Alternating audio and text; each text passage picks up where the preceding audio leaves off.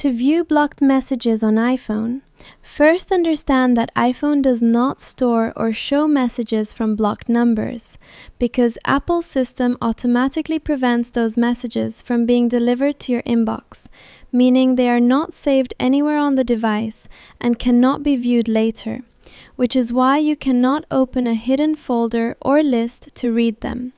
So to check what is blocked, you can only see the list of contacts you blocked by opening Settings, scrolling down and tapping Apps, tapping Messages, then tapping Blocked Contacts, where you will see every number or contact you blocked.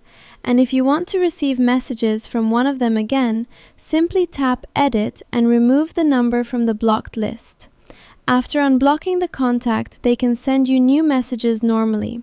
But any text they try to send while they were blocked will not appear because blocked messages are never delivered or stored by the iPhone system for privacy reasons. So there is no way to recover or view them later.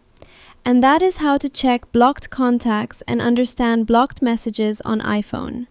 If this tutorial helped you, make sure to subscribe to HOWZONE, like the video, and comment what iPhone tutorial you want next.